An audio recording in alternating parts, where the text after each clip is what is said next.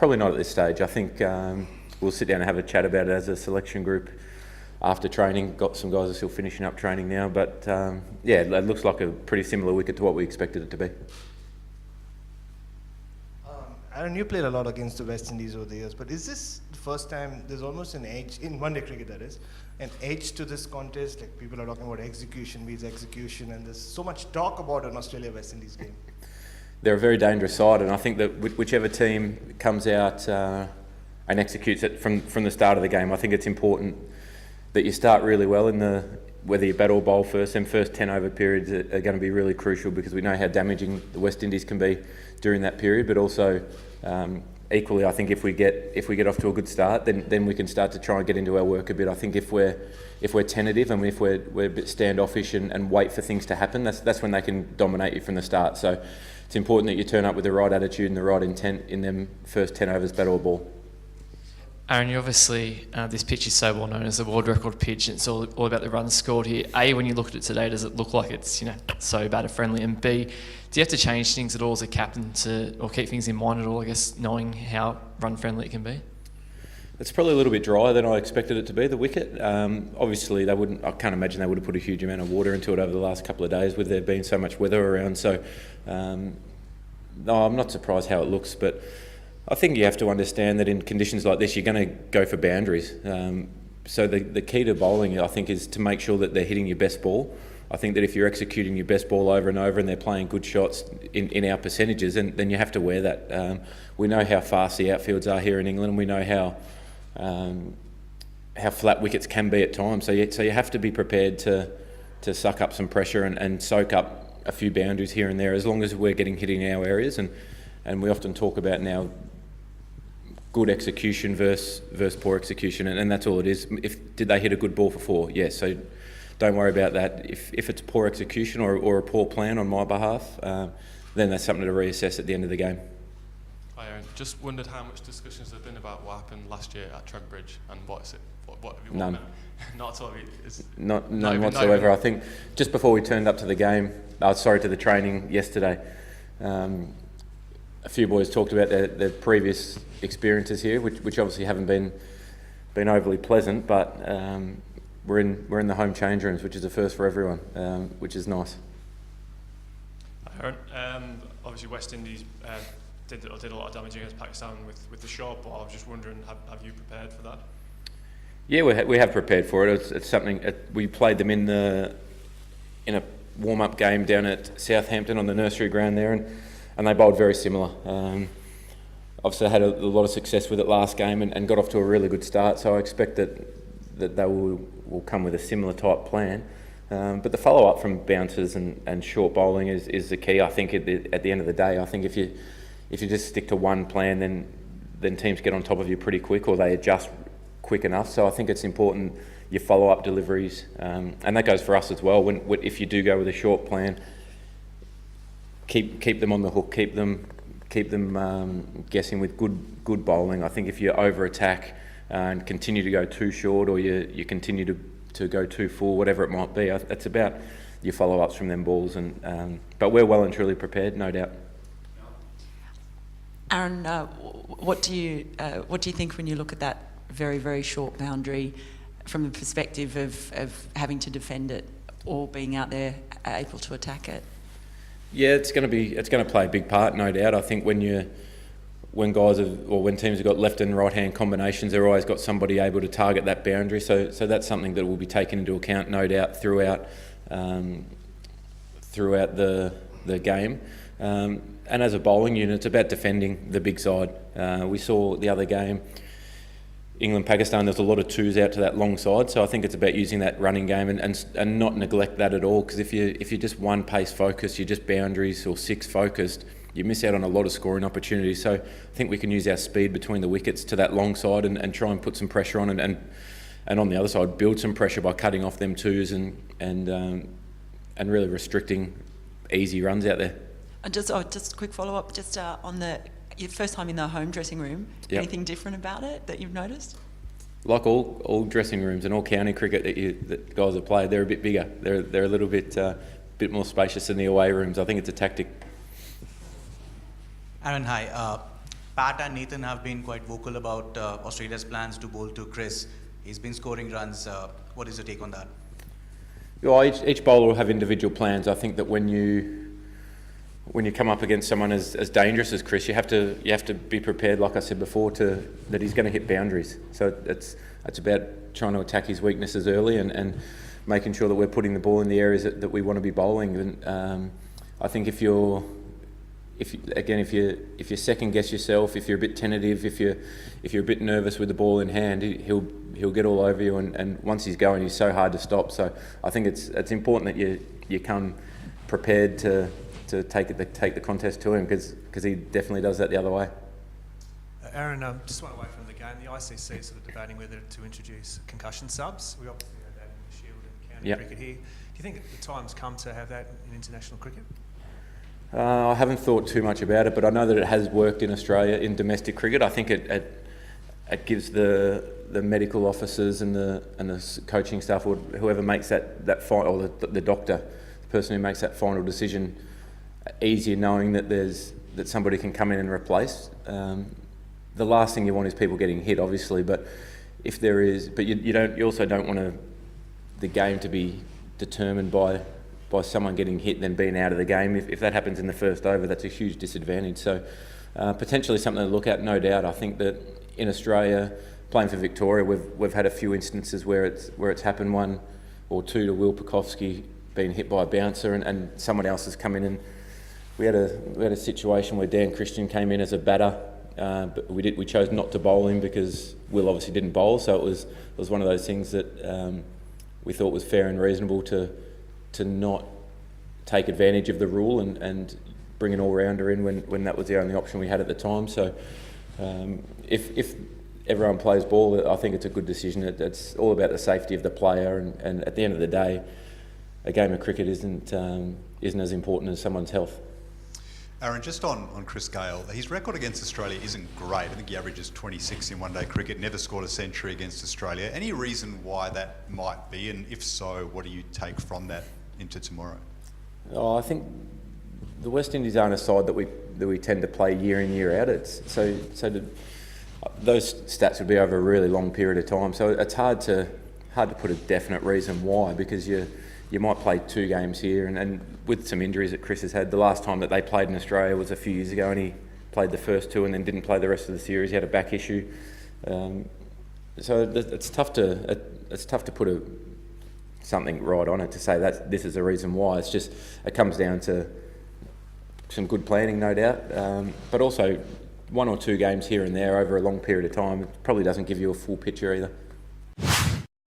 It's been quite a big break for you boys, hasn't it, compared to other teams? Yeah, we've had a few days off. They've been recovering quite nicely. Yeah, we expect both of them to hopefully be fit and ready to go tomorrow. We still got some more time to the game tomorrow morning, so then we'll make a final decision in the morning.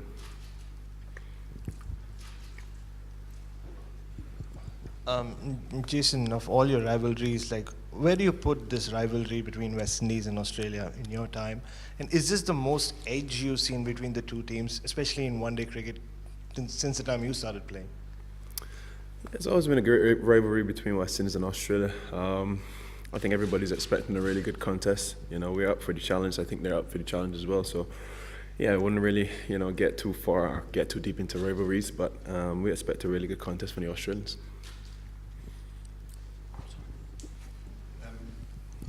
Jason, a lot of people are rating the West Indies' chances of doing something in this tournament. How big is this game then, this opportunity to, I guess, instill some belief amongst yourselves that you can go on and do something against a big team like Australia? Yeah, we're just taking it as game by game. Tomorrow's our encounter versus Australia. We've got our hurdle to overcome. I think when we overcome that hurdle, then we'll move deeper into the tournament. But I just don't want to single out teams particularly. I think all teams are evenly matched and well balanced. So it's just a matter of playing good cricket on any given day, and that's our role. We want to execute in all 3 departments. Does Pakistan's display against England suggest that your win over them was actually better than many people gave credit for? No, I don't think so. And as I said, it's a wide open tournament. All 10 teams are capable of lifting the World Cup. That's why we're here. They're the 10 best teams in the world. So I wouldn't get into the games that have been played. I just want to keep moving forward. We've played Pakistan already, and that's a hurdle that we've overcome. We've got Australia tomorrow, and that's our next hurdle, and that's what I want to focus on. Jason, standing out at square leg, it gives you an impression of just how small this ground is. Do you think you can do some real damage if you get to bat first and let your hitters have their way? Yeah, when we bat, we just want to execute our batting plans. We've all seen the way the world cricket has gone in the last couple of months, last 2 years per se, and there've been some high totals and there've been some aggressive stroke play. If the pitch is conducive to that, we just want to be as positive as we possibly can be. I think whether we bat first or if we chase, we've got to show intent. Intent is something that we spoke about in dressing room, and it's something we just want to go with, when we go into our innings. So yeah, I don't want to get too caught up with the conditions, but at the end of the day, we just want the guys to show intent and be fearless. Just, I guess, following on from that, in that one particularly short boundary, what challenge does that present to you in defending it? And what advantage does it give you, though, when you've actually got bat in hand with your big hitters?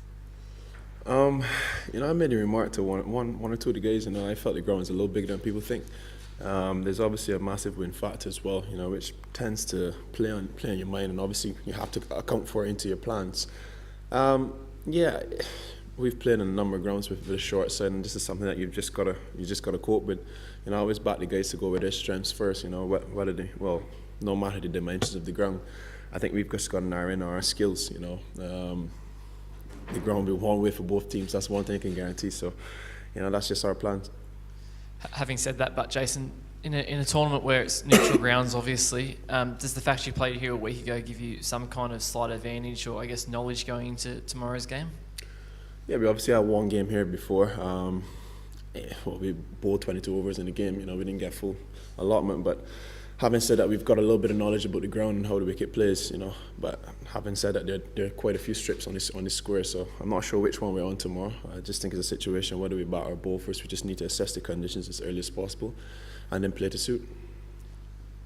Jason, you don't get to play Australia much over the next 3 years under the sort of new Future Tours program. Is that disappointing, and perhaps a sign that the rivalry between Australia and the West Indies isn't as great as what it was, say, in the 80s and 90s? I'm not sure. One thing I'm sure of is that's beyond my control. I don't plan the cricket. I just play it. At the end of the day, as I said, tomorrow is a game against Australia, and that's what we're focused on. I'm not caught up with rivalry. I'm not caught up with the past per se. It's just a matter for us to go into tomorrow's game, looking to execute our plans and beat Australia.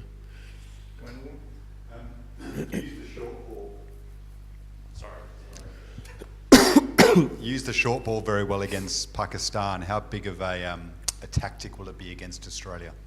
I guess it all boils down to the conditions. One thing I said in the last press conference is that we tend to formulate our plans to each batter. If it's a situation where we feel a batsman may be susceptible to the short ball, then we're going to use it. If it's a situation where that's not the case, then we find out other alternatives.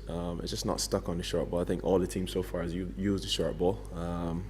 And it's just something that is in the game. You've got two short balls per over. You might as well use them. Jason, just following up on Chris Gayle and Andre Russell's fitness, do they need to kind of get through training today to be able to play tomorrow? And if they were out, would that be a bit of a disruption? I think the beauty about both of those guys is that they've played enough cricket. We just tend to trust them, take their word, and then make a final determination then. Chris was at practice for the last couple of days, so Chris for me is all well and ready to go. Andre will be obviously assessed today, and we're very, very hopeful that he'll be fit tomorrow. Chris, was it surprising that in these conditions the skipper decided to bat first, probably? Was it something that surprised you or the bowling unit as a whole? End of the day, I don't really look at the pitch, to be very honest. Whatever Faf makes in terms of the call and what we do first, that's it. That's the decision that the powers that be do. I just look at a pitch, and it doesn't matter what it looks like, I've still got to bowl the same area. So, so the pitch played tough for all 100 overs almost, so that doesn't really make a difference what we did first. Just was a good cricket wicket. Chris, obviously not enough runs on the board, but what was the talk at halfway in terms of how you approach that small total as a bowling unit, and just the sense of belief that you maybe had in the team that you could pull off a win? Oh, absolutely. especially the low totals, anything can happen. In those first 5 overs, things did happen. And unfortunately, that didn't land for us. So the flip of the coin landed on the Indian side, unfortunately, with the few opportunities that came our ways. When a ball lands in no man's land like that in the first 5 overs 3 times, it's quite difficult. So the opportunities were there, and like I said, unfortunately, it didn't go fast today. We created our chances. I thought we bowled really well with the new ball, and the guys came in and did their job. So end of the day, for an Indian team that's that good to take 48 overs to get 220, it shows you how well we actually bowled.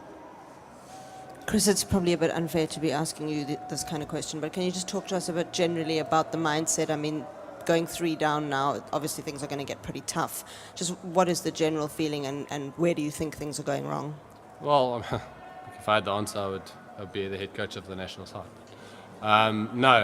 Look, it's pretty simple. You lose 3 in a row at the World Cup when you're playing only 9 games or 8 games. You know what you need to do. You need to win every game from now on in. So the guys know what needs to be done. The guys aren't. They're obviously very disappointed and a little bit angry, which they're allowed to be. We'll sort that out in our heads tonight. And when the sun comes up tomorrow, we go back to the drawing board and take on our next opponent. So it's like I said, it's pretty simple. Just next game, win the next 6 and crack on. Chris, obviously not originally picked in the squad, but really good performance today with both bats and ball. Doom and gloom, as you say, probably in the dressing room. But can a word on your own performance? Positives there? Yeah, pretty happy. Look, like I say, end of the day, I could get 0 and go for 100 in the game and we win. That's all that matters to me. I don't really. It's nice to bowl well, nice to get some runs at the end, but like I said, just overall a lot of disappointment, and it has been a tough couple of days in England for myself because I've been trying to get my loads up as much as I can and bowling more than I have used to been bowling in the last 3 months of my life. So, but it's quite nice, for it to click today and get a bit of rhythm going. So there's a lot of positives to take out of today. Chris, what needs to happen for you guys to win a game? Score more runs. No. Look, like I said to you, at the end of the day, today we created our chances. We take those 3 go into hand in the first 6 overs today. All of a sudden, India 14 for 3 and staring down the barrel at a steaming in KG Rabada. So maybe a bit of luck. Maybe it'll go our way. But just at the end of the day, we've got to play as well as we can. It's simple as that. We've the guys in the team that are some of the best in the world, and we need to put our hands up and do it. It's pretty simple. Chris, can you just talk about the schedule, the Proteas schedule? It's been a week. You've played 3 games already. You think that's been quite tough on the team, and also naturally there's a lot of pessimism from South African fans back home, social media. Could you perhaps just send a message to them and just your thoughts on that? I don't really read social media anymore, so but yeah, look, the schedule has been a bit tough. It's I can only speak for myself, how I feel personally in terms of my body. It's coming from IPL, you're quite used to playing games on the bounce. Obviously, the overs are a little bit more, so it has been a little bit tough on the body. Mentally, we're pretty fresh. Obviously, it's quite draining to lose. It's quite draining to go 3 down. But I think we'll be okay. There's a lot of strong-willed boys in that team and some beautiful muscles in that side as well, so they'll be okay. But yeah, look, fans at home, all we can say is stay with us. It's stranger things have happened in the World Cup before in any sport. So just back us as much as you can, and we'll try and perform for you. Chris, how important for the team was it that you guys really fought in the field, given the situation you're in? And can you put your finger on why that passion was maybe missing in the first 2 games? I don't know. I think a non-negotiable for us will probably be body language. I think our body language let us down in the first 2 games, which we addressed as a team. And I thought today we were quite good in terms of that. I think we stayed in the fight. Obviously, we dropped dropped a catch, and we didn't really. We let a few runs leak in the field. But overall today, I thought we were really good. Guys captained their space quite well, and the right fielders were in the right position. So. I think body language had a lot to do with it, Ken. That's the one that we needed to sort out. Chris, if you can just maybe talk us through the personal, emotional roller coaster that I imagine you've been on. I mean, you know, I'm sure you were hopeful of making the squad in the first place, and then you don't, and then you get in, and then you come here, and even when you have a great day, it's still a bit of a dark mood. I mean, that must be, on a personal level, what's that like to deal with? I'm actually okay, Telford. Yeah, look, to be not picked, I had a feeling I wasn't going to be in the squad. I hadn't played an ODI for a year, so I mean it's pretty simple. You pretty know as a player if you're in the mix or not. So there was no expectation, so no disappointment. Unfortunately, that's the way I put it. But to be picked in the squad the word I used was bittersweet, because for me to come into the squad it means someone who was in the original squad had to get injured. So for me it was bittersweet, because obviously I'm realizing a dream of mine that I've always wanted to do, but I'm taking someone's place who was there before me who got injured. So that was a bittersweet moment. But look, end of the day, I'm here to do the business. I'm here to do a job, and I try to do it to the best of my ability. Sometimes it doesn't go well. This is international sport. You know, not every day is going to go well for you, but emotionally, I reckon I'm okay. I've got quite a good support base at home, so I'm pretty good. And the team's very tight. Love Island started, so we're good. Chris, you started well with the ball and bowled 3 maidens yourself. Not done that before. So can you please describe the strategy actually bowling to the Indians early in the innings and keeping them quiet during that phase? Look, we saw what happened with the new ball with Jas and Boovie. We saw what happened. There was a bit of extra bounce. And Faf got out. He came out and said it was like facing the first hour of a test match. So basically that's what we went into our innings with. You're right. If we hit hard test match lengths, you know, there's going to be something for us, and there was something for us. Like I said, I keep mentioning it, but today was just about hitting them with test match lengths. That's all we had to do, and there was enough in the wicket. And most of the time, like, I mean, when last have you seen Rohit Sharma get 100 off 120 balls? You know, he's usually quite a flowing player. For a guy of his quality to take that long to get 100, it just shows you, like I say, how well we bowled. And yeah, we weren't far away. Put it that way, we weren't far away. Chris, obviously once you get into the squad, the original plan is not to open the bowling, and then now even more injuries means that you are. Coming into this match, were you always aware that you were going to be opening the bowling? How was it going in training? Did you have to adjust lines, lengths, strategies, etc.? I'd probably say that probably the only thing that had to change was I'd been training quite hard on hitting hard back of length, doing almost the Liam Plunkett roll. You know, just to hit the top of the stumps as hard as you can, you know, and try use my pace and bounce. But I got told yesterday I need to do some new ball work, which I did. But look, I've been taking the new ball for domestic cricket for many years, so it was quite nice. We haven't done it internationally for a while, so but it's not a new environment for me in terms of taking a new ball. I've done it my whole career. Yep, hi. Faf took quite a knock on the right finger while he was batting.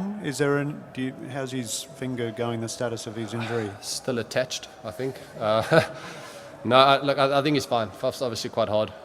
He's quite a tough old school cricketer. I think he's okay. If it was worse than it actually was, he wouldn't have been on the field, because I think he's damaged that finger before. So I don't think it's too bad. I think it's just a nasty bruise. Hi Virat, just the first game, but have you ticked all the boxes? I said in the post-match, I think it was a very professional effort from us. It was a low-scoring game, not the highest of totals you'll see in one-day cricket nowadays, but that was because of the way the pitch was throughout the course of the game. And I think from that point of view, we were very professional with the new ball in the middle overs, spinners picking up 5 wickets between them.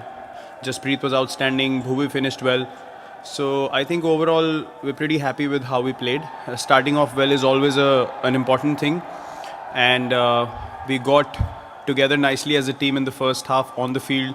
It's very important to create that energy, and we were able to do that in the first 10, and from there we really built the game nicely and finished it off in a professional manner. Virat, wanted to know, like you've seen from the opposite end, Rohit scored so many hundreds, different kinds of 100. Where do you rate this 100 and the quality of innings and how he paced? Like the kind of player he is, he had to curb a lot of his natural flair. So how do you rate this innings, and what are the qualities you saw in this? I think, in my opinion, this is by far his best ODI innings because of the kind of pressure the first game brings from a World Cup point of view.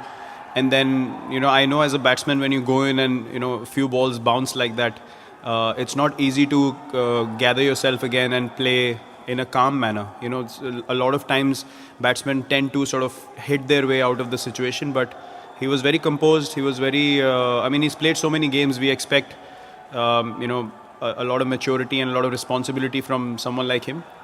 But yeah, in my opinion, of all the brilliant innings I've seen him play, I think this for me was the top of the pile because of the way he compiled his innings, and at no stage did we feel like, or he felt like, he's going to throw it away. So I think controlling the game so beautifully from one end and allowing the others to just play themselves in and string in small little partnerships, looking at the fact they're only chasing 228, he played the perfect innings for that kind of a situation on that kind of a wicket against a bowling attack that was threatening to pick up wickets at any stage. So, yeah, in my opinion, by far his best knock.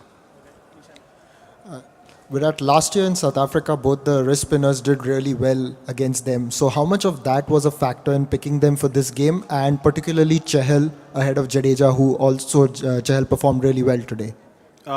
Massive factor. We spoke about the fact that last time we played them, they were not that confident against our spinners.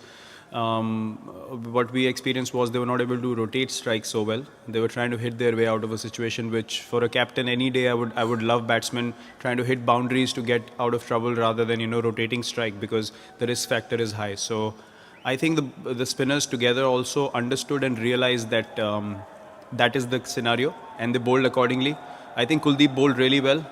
He controlled the game really well from one end, but I think Chahal was outstanding the way he mixed his pace. The ball wasn't turning so much, but even with a little bit of turn and help from the pitch, what he was able to bring out of the wicket was truly brilliant to see. And breaking that crucial partnership and picking 2 wickets in an over was, I think, a game-changing moment for us.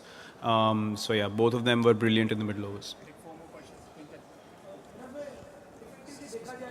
Chahal effectively देखा जाए तो चहल का जो career आपके कप्तानी में शुरू, उससे पहले खेला ज़रूर लेकिन आरसीबी में शुरू, और 5 साल में मतलब चहल की जो जर्नी है किस तरह से आप कहेंगे, क्योंकि पहला वर्ल्ड कप गेम था, नर्व्स रहता है, इसके बावजूद जिस तरह का परफॉर्मेंस दिया उन्होंने.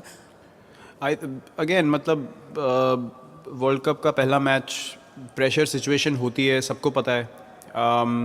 एक्सपेक्टेशन सबके साथ एक अटैच्ड होती हैं. बुमराह से एक्सपेक्टेशन थी, भुवी से एक्सपेक्टेशन थी. बुमराह ने आई थॉट एक्सपेक्टेशन के हिसाब से जो बुमराह ने नई बॉल से बॉलिंग करी है वो मतलब डिफरेंट लेवल पे वो बॉलिंग कर रहे हैं इस समय पे. बट चहल ने आके जो गेम को बदला है मिडल ओवर्स में, समझना कि 2 विकेट के बाद भी मिडल ओवर्स में विकेट लेना ज़रूरी है. उनका जो भी ग्राफ चेंज हुआ है, मैंने पहली बार आरसीबी में देखा तो मुझे यही दिखा कि वो एक यंगस्टर है जो आप उसको कभी भी बॉलिंग दोगे वो मना नहीं करता. पावर प्ले में भी वो डालेगा, 7 फील्डर अंदर रख के भी बोलता है मैं डाल दूंगा. सो उसका बिलीफ बहुत ही ज़्यादा हाई है, और उसमें क्रिकेट को लेके जो सोचने की पावर है वो बहुत ही डिफरेंट है कई लोगों से. तो उसको पूरा पता रहता है कि गेम में क्या चल रहा है, पिच कैसी है, मुझे कैसी बॉलिंग करनी है, किसको कैसी पेस से बॉल डालना है. तो उसका आई थिंक थिंकिंग पावर जो है वो दूसरों से काफ़ी डिफरेंट है, और उसका वो स्ट्रेंथ है. आई थिंक उसकी मेंटल जो बिलीफ है उसके पास, उसकी वो सबसे बड़ी स्ट्रेंथ है. और उसका जितना भी राइज़ हुआ है उसका सिर्फ क्रेडिट उसको ही जाता है, क्योंकि उसने आके सिर्फ दिल से बॉलिंग करी है. वो किसी से डरा नहीं, रन रोकने की कोशिश नहीं करी. वो कहता मुझे विकेटें चाहिए बस. एंड आई थिंक वो उसकी सबसे बड़ी स्ट्रेंथ रही है, और सारा क्रेडिट जैसे मैंने बोला उसको ही जाना चाहिए. Thanks very.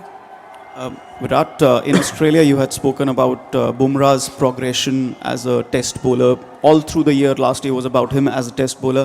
How easy or tough is it, like when you're making that progression from ODIs to tests, to maintain what you had in ODIs, and do you help his experience in tests last year helped him become the all-rounder, all-format pace bowler that he is today?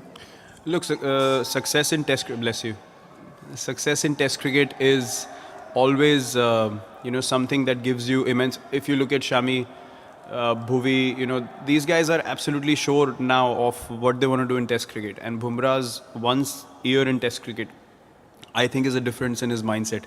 He believes that the length ball is something that he can nick people off with. Whether it's a flat pitch, whether it's assisting bowlers or not, he can nick you off on any wicket, and he has that belief now, which if as a batsman I know a bowler has that kind of belief, he's not gonna do anything different to me. He's just gonna bowl consistently and still can get me out with good balls. So as I said, the way he's bowling right now, it's so good to see, because when you see batsmen literally clueless against him, and he's actually rushing people. I mean, to be honest, I haven't seen Hashim get out like that in one-day cricket. He's been so dominant. He might play shots and get out, but to get guys out like that, just rushing them a bit, I think it's a great thing, and it's a testimony to his hard work. He's very, very disciplined. He's working really hard at practice, in the gym, with his diet, with his rest.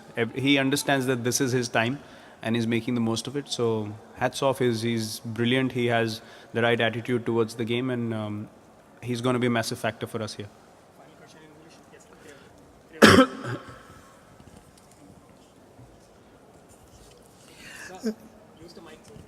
अच्छा एक के बाद है. Virat, as a batsman, when you face Bumrah in the nets, what kind of problems does he pose? I mean, does he make you unsure of your footwork?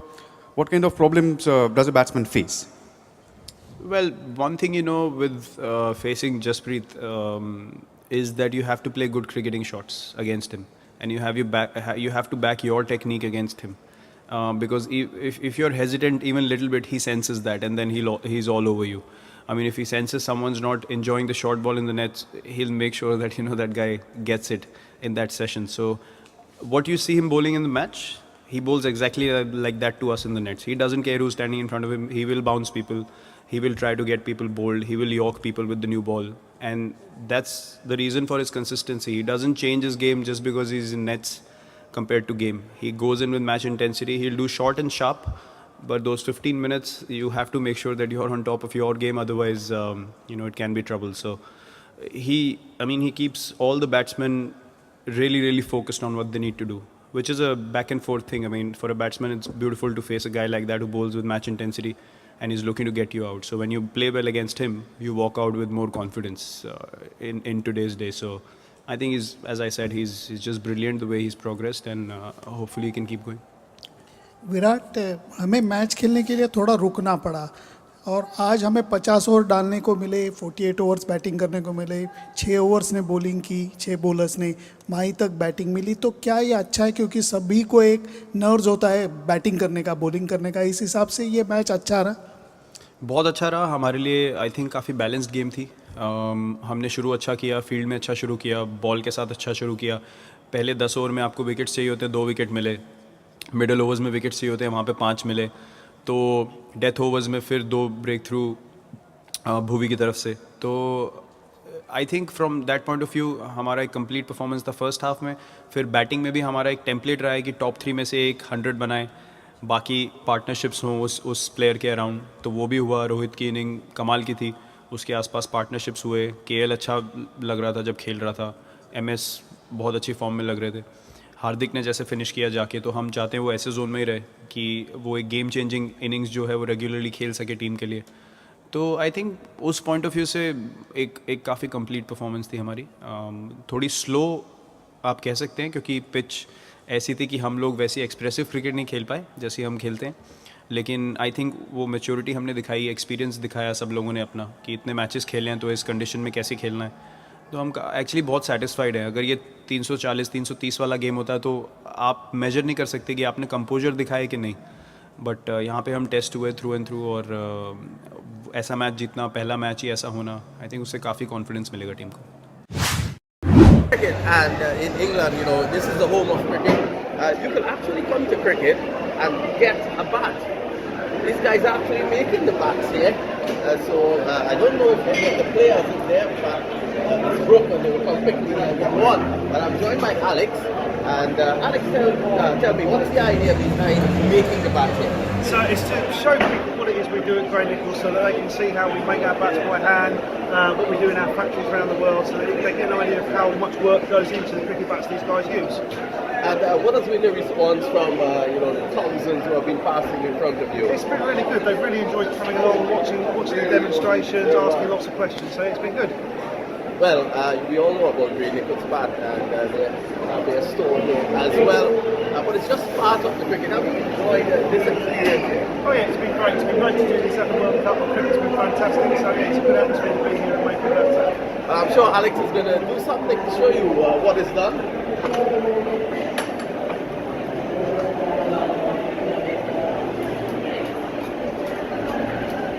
It's all handmade, and he's exhibiting that at the moment. Don't know how good Alex is with the bat in hand though. He's very handy in making it.